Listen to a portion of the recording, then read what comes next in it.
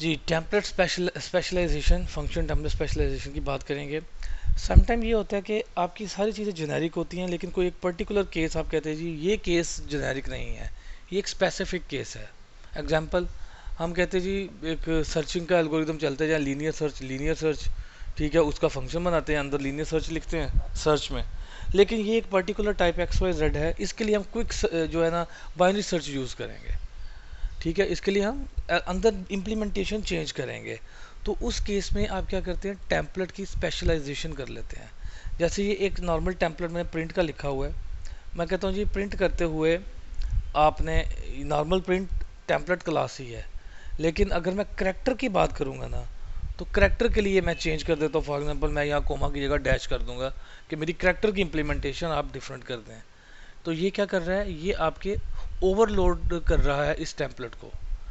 ठीक है, मैं यहाँ पे इसका टेम्पलेट फंक्शन स्पेशलाइजेशन करते हैं।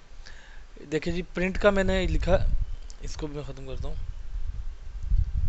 प्रिंट का मैंने एक टेम्पलेट लिखा जो कि मेरे नॉर्मल जेनेरिक अरे प्रिंट कर रहा है।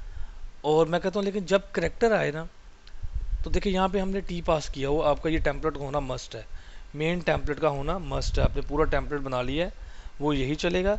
लेकिन उसी की नेक्स्ट आपके वेरी नेक्स्ट फंक्शन जो लिखा है वो टेम्पलेट है विदाउट एनी पैरामीटर, और यहाँ पे आप खुद पास करते हैं, जबकि यहाँ पे आपने वो टेम्पलेट पास किया था। सो टेम्पलेट में सर्च करेगा, उसको स्पेशलाइज टेम्पलेट मिलेगा करेक्टर पॉइंटर का। तो वो मैं कहता हूँ जी अगर करेक्टर पॉइंटर आप आए ना, तो कोमा की जगह डैश करना प्रिंट कर दें, या हम कहते हैं जी वैसे डैशेस रखें, अगर वो आए तो कोमा प्रिंट कर दे। सो आप देखिएगा कि पहले मैं दे रहा हूँ इंटीजर की अरे, फिर मैं दे रहा हूँ करेक्टर पॉइंटर की अरे। तो जब आपका फंक्शन कॉल होगा प्रिंट का, तो इस केस में हमारे पास क्या चीज़ आएगी, दोनों की कॉल सेपरेट जाएगी। आपका नीचे वाला फंक्शन जो है ना ये कॉल होगा, जो स्पेशलाइज फंक्शन है, ये आप दे सकते हैं। ये जेनेरिक अरे और ये आपकी करेक्टर अरे प्रिंट कर रहा है।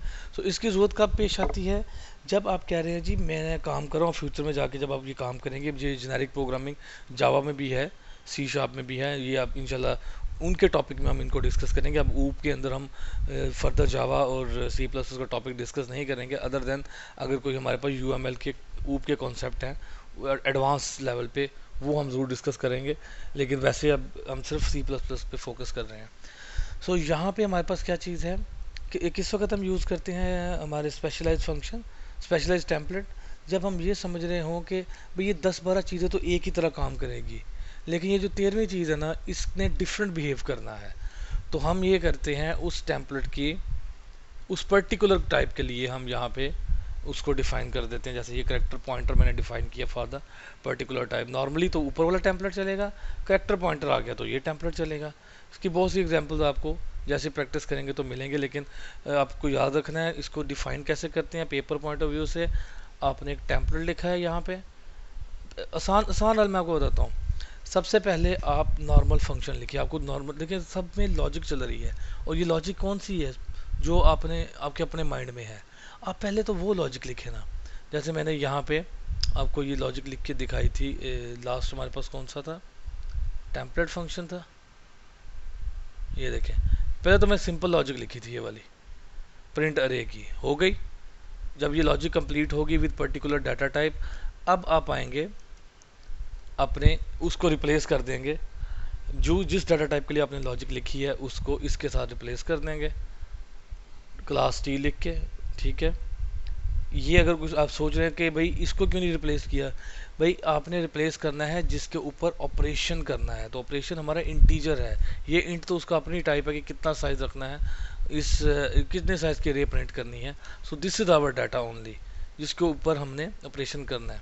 ठीक है, तो उसके बाद आपने अपने ऑपरेशन वाले डाटा को रिप्लेस कर देना है along with this template type. बाकी अंदर देख लें लॉजिक में कोई फ़र्क नहीं आएगा। और अगर आप इसको स्पेशलाइज कर रहे हैं, देन आपने जो भी लॉजिक लिखनी है अंदर, आपने टेम्पलेट लिखना है simple without giving any class उसके फ़ौरन बाद, और आपने वो पर्टिकुलर टाइप यहाँ पे दे देनी है जिसके लिए ये वाली हैंडलिंग डिफरेंट वे से होगी। इसकी एग्जांपल मैंने आपको दी है, सर्चिंग एल्गोरिदम, सॉर्टिंग एल्गोरिदम। आप कहते हैं जी पर्टिकुलर टाइप के लिए डिफरेंट एल्गोरिदम कर दे, वरना एल्गोरिदम हमारा नॉर्मल ही रहे। सो ये एक इसकी वेरी सिंपल एग्जांपल है। So this was all about the template function specialization. तो नेक्स्ट में हम देखते हैं कि हम किस चीज़ को हैंडल करेंगे नेक्स्ट हमारी वीडियो में। ठीक है, उसमें हम बल्कि उससे पहले हम ये थोड़ा सा ये चीज़ साथ देख लें कि आप इसको मल्टीपल टाइप के भी आर्गूमेंट पास कर सकते हैं। ठीक है, आप ज़रूरी नहीं कि एक ही आप पास करें, आप मल्टीपल टाइप भी पास कर सकते हैं। जैसे मैं कहता हूँ जी, टाइप कास्टिंग का एक फंक्शन बनाया है जिसको मैं जो मर्जी टाइप दूँ, ये पहली टाइप और ये दूसरी टाइप, वो उसको उस टाइप पे कन्वर्ट कर दे।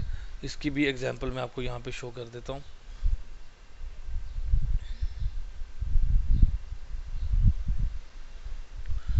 ये देखें, ये फंक्शन बना हमारा।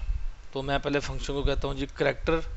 इस फंक्शन में क्या हो रहा है, जो भी उसको टाइप दे रहे हैं, टी फॉर टाइप, जो टाइप हम उसको देंगे वो क्या करेगा, उस टाइप में कन्वर्ट कर देगा। First converting type, second is जिसको कन्वर्ट कर रहे हैं। तो यहाँ पे हम आते हैं, इधर लिखते हैं, इसको मैं कहता हूँ जी ए। अब ये क्या करेगा, एक करेक्टर वेरिएबल डी है जिसपे ए लिखा हुआ है, इसको कन्वर्ट करेगा करेक्टर को इनटू इंटीजर, और सी आउट करेंगे तो आपको 65 प्रिंट होगा। That you should know, ASCII code उसका प्रिंट होगा 65। अगर मैं यहाँ पे डबल लिख देता हूँ तो वो उस हिसाब से, ये डबल लिखा है, ठीक है जी। तो जब मैं इसको कॉस्ट करूँगा तो ये 10.56 की जगह इंटीजर में कॉस्ट होगा। एंड देन आप इसको देख सकते हैं, 10, ओनली 10 आंसर है, क्योंकि इंटीजर में डेसिमल प्लेसेस नहीं होती। सो ये हम मल्टीपल टाइप के आर्गुमेंट भी इसको पास कर सकते हैं।